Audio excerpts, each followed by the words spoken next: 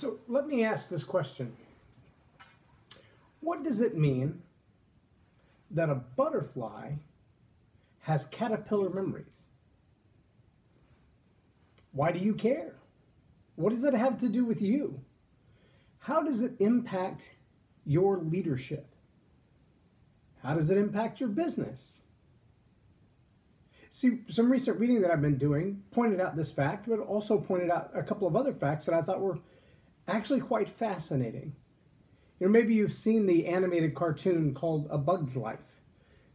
In A Bug's Life, there's a character who is a giant fat caterpillar with these tiny little wings, and he can't get off the ground. Try as he might, he can't really fly because somewhere in the process of changing from caterpillar to butterfly, his transformation, his transition, his metamorphosis was cut short. Let me ask if you know someone who, when you look at them, you realize that they really are in a struggle between who they once were and who they are yet to become. This is very common for adolescents or teenagers, somewhere between that 12 and 13 years old and that 22 to 23 years old, when a lot of their own personal identity is being shaped by the influences around them. The people who are speaking into their lives. It's why we see gang culture so powerful, because it's an immersive culture. And if a young person, 6, 8, 10 years old, gets sucked into a gang where they're making money, they're being protected, they're being provided for, they have a sense of family because they all belong to each other. They belong to each other in a way that others don't belong, and that outsiders can't harm them because of the way they belong to this gang. They're being shaped and molded and transformed. They're going through their own metamorphosis. But what they're being created into has nothing to do with their destiny. It has nothing to do with what they were originally created to be. It has everything to do with what the gang wants them to be or needs them to be. Now, there are a lot of cultures where the natural biological family or the legal family operates much the same way. In fact, I was told of a particular culture in parts of Africa where if a man and woman are married and the man dies, the woman is considered an outsider now, even though she may have children who would be biologically a part of the man's original family. She's an outsider enough to the degree that when he passes, if he has possessions of worth, his family will often come and either intimidate or physically harm her until she abandons the assets and leaves them to the family. But there's a culture in that where the metamorphosis of that young man or young woman is shaped by not what they were created to be, not their DNA, but by the influence of the culture around them. I want you to think for a moment about the impact that that could have for the next generation of leaders. The late teens and 20-somethings and 30-somethings that are looking at our world through the lens of social media, who don't find their own value to be of high value, but they find the imprint of what the world tells them they should be, what the world tells them they could be, what the world tells them they have to be or ought to be. They see that imprint smashed on top of them, and the only shape they can take on is the one that's imposed on them. I thought there were a couple of fascinating things about the metamorphosis that I learned in this study.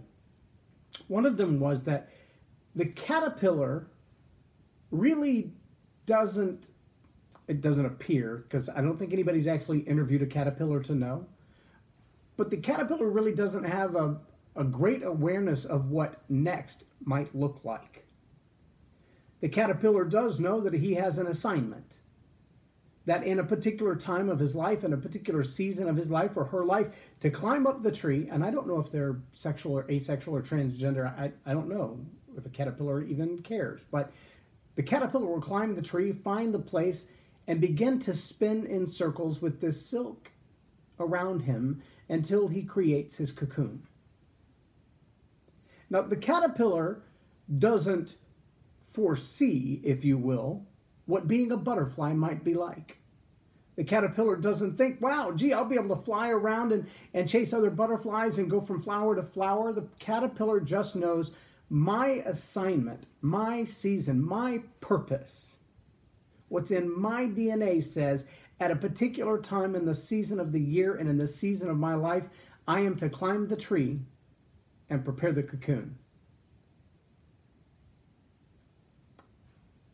Have you found yourself in a season of life where you have an assignment that, honestly, you look at the assignment, you go, I know this is what I'm supposed to be doing. I don't know what's on the other side of it.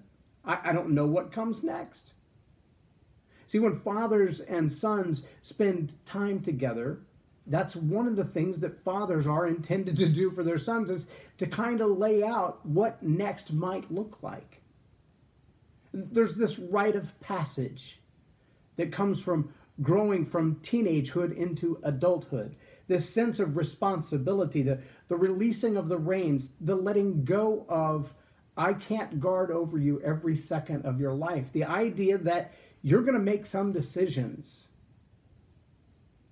based on outside influence, and you're going to make some decisions based on your DNA and the character that you've been raised with and the information that you have. And you're going to have to live with the consequences of those decisions for the rest of your life.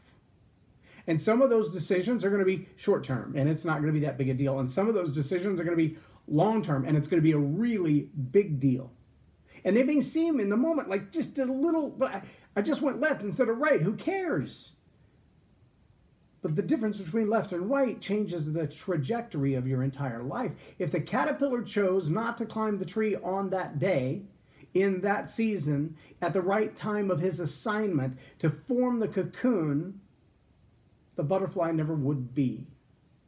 If the caterpillar decided to stroll through the downtown area of Manhattan and become squished, the butterfly never would be.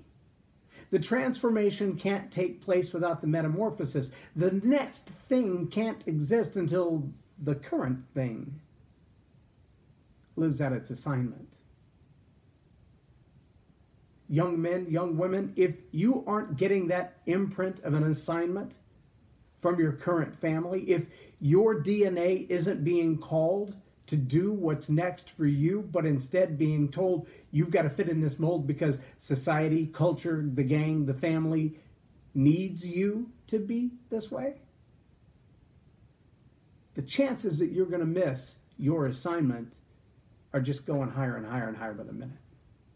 But when the caterpillar fulfills the assignment, when the caterpillar climbs the tree, finds the branch, makes the cocoon, and encloses itself inside, it's a little surprise.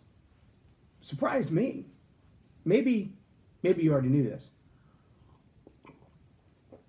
Maybe your days in biology class are closer behind you than mine. But I don't remember hearing that the body of that butterfly, with its its little trunk and its little legs and its little antennae, that is not the caterpillar. See, I've always been under the impression, like the cartoon would depict, that the caterpillar just sprouts wings while he's inside or she's inside the cocoon, and that is simply not the case. In fact, if you cut that cocoon open at just the right time, what you find inside there looks like a bag of snot. Because the enzymes released by the caterpillar during this metamorphosis process completely dissolve the caterpillar. The caterpillar is no more. There is no caterpillar. What once was is completely gone. Because without all of the components of what once was, what one day will be cannot come. Leaders, do you find yourself in that place where people in your organization are in that transition, and you're looking at them and you're going, man, I brought you on board because I love this quality and this quality and this quality, but you've changed into something else and I'm still looking for that quality. Let me tell you something. Butterflies don't spend a whole lot of time crawling around on the ground. They don't have to. They can fly. If you have leaders in your organization that you've intentionally brought in for certain skills and gifts and talents that they have, ask yourself, were those simply roles that you were imprinting on them because it's what your organization needed, or was it the DNA of the leader you brought on board? Are you trying to raise up a family member to take over a position that the more you watch them, the more you realize they weren't really made for that? It happens all the time. It happens in organizations of all sizes. When I was in corporate America, we used to have a phrase called the Peter Principle.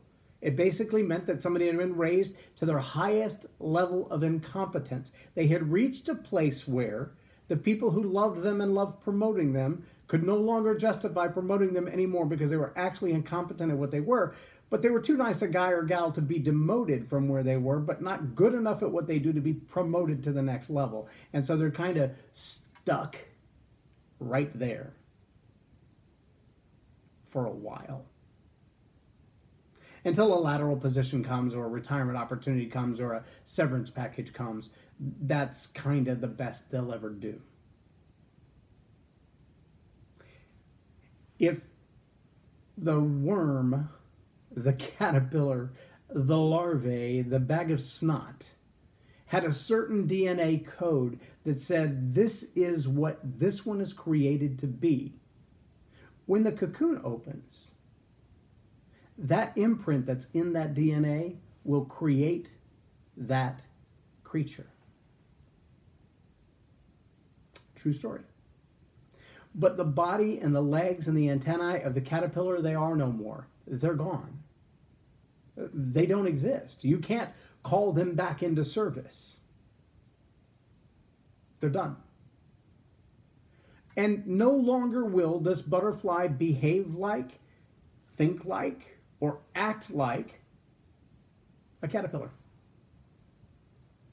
It's just not there. The caterpillar is long gone. Now, you may have seen a teenage boy or girl go through this process. And in their early 20s or their mid-20s, a lot of times it happens when they go off to college or they go off to the military. They move away from home to go live with family members elsewhere. And they come back in their mid-20s and you're like, whoa, who is this? With facial hair and big muscles and a developed human form. And where did all those smarts come from? And the metamorphosis has taken place, and the kid who once was no longer is. The transition has taken place. You're now faced with a grown-up butterfly, and the caterpillar doesn't exist anymore. In your leadership roles, that person's ready for the next level of challenge, a new set of things to do, new assignments and new tasks. They have new abilities. The DNA is still there, though. And in that DNA is a memory code.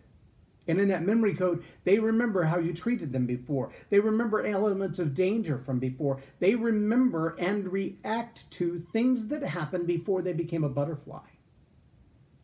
Now, you probably know someone who in their young adult life or their early marriage and their early days as a parent react in ways that make no sense. You look at it from the outside and you're like, why would you scream at a 9-month-old or a 3-month-old who can't even understand you? Why are you yelling these complicated commands at them? That makes no sense. Well, the truth is they're living out a caterpillar memory. They remember being screamed at. They remember being yelled at. They remember a certain coping mechanism for frustration that now they're utilizing in their new form, but it isn't working. Truth is, it probably didn't work then either, but that doesn't make the memory go away. And if you know someone who's experienced significant trauma, some of those memories will feed through as well. And now you've got a butterfly that's very responsive to trauma. You have a teenage girl who's extremely emotionally reactive to things that are said and done around her. You have a young woman who's trying to be a good mom, and yet she lives in fear every day of her life because of the things that happened in her past. See, all of those elements kind of roll together to create a butterfly that is much more dynamic than a creature that flits from flower to flower to flower. Much more dynamic than a caterpillar with wings. Much more dynamic than just another winged insect. This is a creature who is the result of a deep, deep change in transition. And the DNA already held the map to create a butterfly. The DNA that was in that caterpillar is the same DNA that made that butterfly. From day one that that caterpillar began to crawl across the dust of the earth, that caterpillar was destined to become that butterfly, that monarch, that whatever kind of butterfly it was going to be, whether it had giant yellow wings or the big wings that look like eyeballs. When it opens its wings and spreads them back, it looks like a giant creature blinking. All of that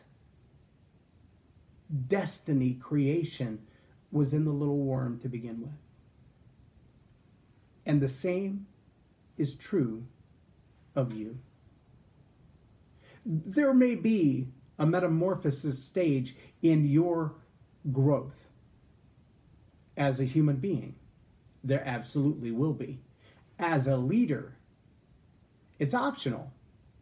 See, the caterpillar could choose to not follow the assignment to climb the tree out on the limb and make the cocoon, and so can you.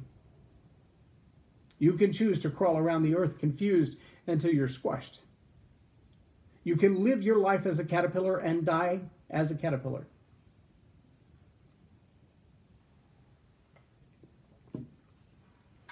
You have a free will. You have the choice. Your business might one day face a metamorphosis. But whether you walk through that threshold or not, that's your choice. Whether you accept the change, the assignment, to walk through to become something different, or to live the rest of your life as an adolescent. To live the rest of your life depending on your parents. To live the rest of your life asking for help from the bank because you haven't figured out how to make your business profitable yet.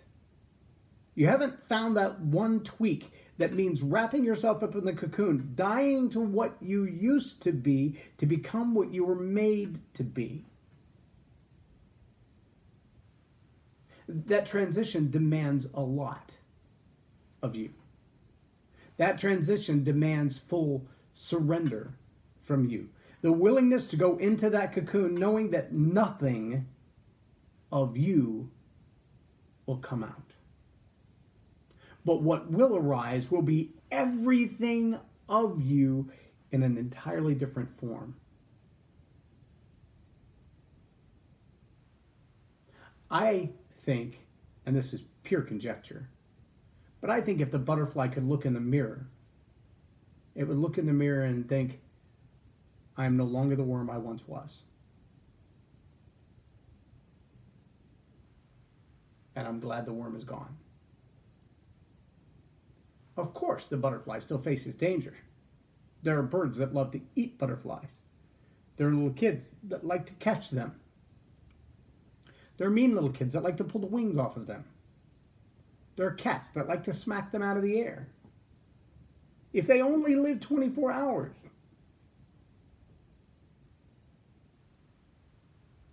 Would you rather be a worm or a butterfly? Would you rather allow yourself to disintegrate into a bag of snot to become what you were created to be? Or would you rather be the worm crawling around in culture, in your environment at work, in your environment at school, in the gang, in society, allowing them to tell you who to be and how to perform and how to act?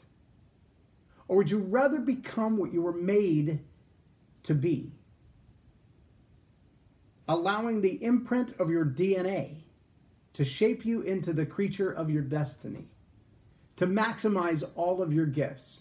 One of the fascinating things that was pointed out in this study was that If the butterfly, which generally they have four wings, they have two upper and two lower, that if the DNA imprint was somehow damaged, as the butterfly was forming its four wings, if a lower wing wasn't quite big enough because of some flaw in the DNA, the other three wings would actually adjust.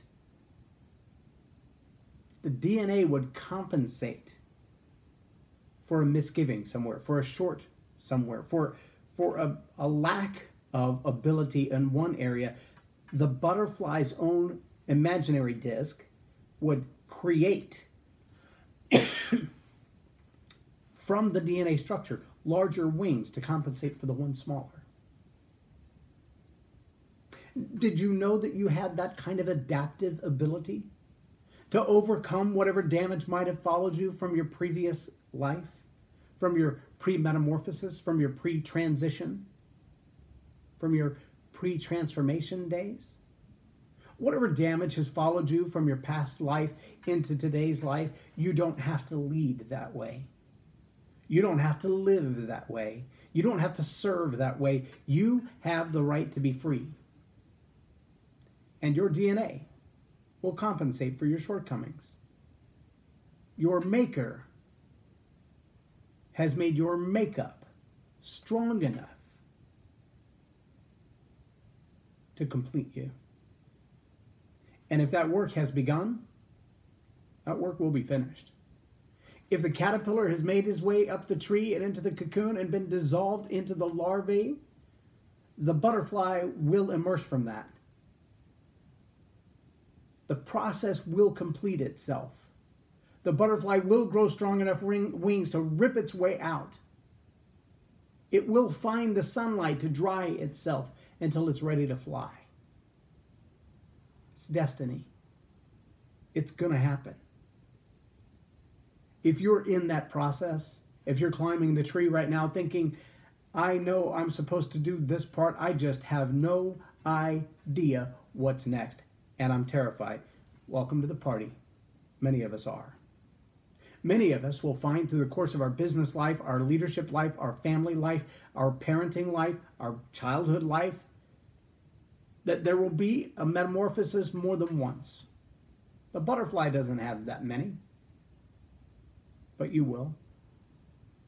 And each time that metamorphosis comes, each time that assignment calls you to do the next thing, to climb up the next tree, to find the next limb, to build the next cocoon, understand that it's your DNA calling you, it's your destiny challenging you to go to the next level. And if you will surrender yourself to be dissolved, something fabulous will come out on the other side. But if you insist on hanging on where you are,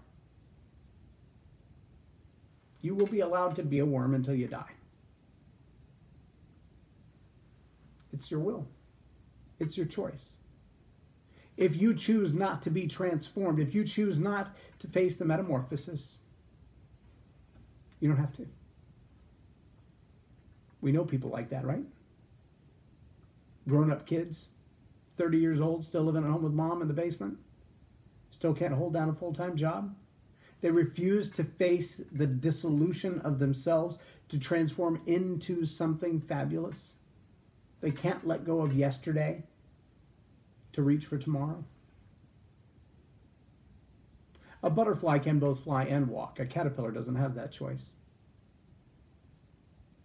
Just think about that for a minute. Just because you become a butterfly doesn't mean your walking days are over. But it does mean that until you become a butterfly, your flying days are not an option. As a leader, as a business owner, as a parent, I hope you'll take those things into consideration, not only for your own life and asking yourself, where am I in this metamorphosis? Am I climbing the trunk of the tree? Am I out on a limb? Am I on the end of the limb, wrapping myself up, wondering, am I going to make it through the night? Am I stuck inside that cocoon, wondering how long before I get to flap my wings in the sunlight again? Or am I still on the ground wondering where my tree is? As a parent, as a leader, as a teacher, as an influencer, ask yourself, as I encounter these people around me, these young people that I lead and influence, Are they wandering around looking for a tree? Or have they been trapped under a jar and they're living in the imprint, the culture of a gang or a family or a society that's controlling them to be what the society wants them to be rather than allowing them to climb their tree and become what they were made to be? Leader, teacher, parent, you may have the opportunity to set them free to become what their destiny designed them to be. Not just what culture wants them to be. Not what the gang wants them to be. Not what the family needs them to be. But what they were made to be. Will you take the time and ask that question today? Where am I in this metamorphosis? Where are the people around me that I care about, whose lives I influence? Where are they in this metamorphosis? And remember, you may have butterflies on your team who still react in caterpillar ways, because every butterfly has caterpillar memories. I'm J Loren Norris, and you've been watching Tell It Like It Is TV. You can find us on iTunes at the Leading Leaders Podcast. I hope you'll subscribe. Have a blessed day.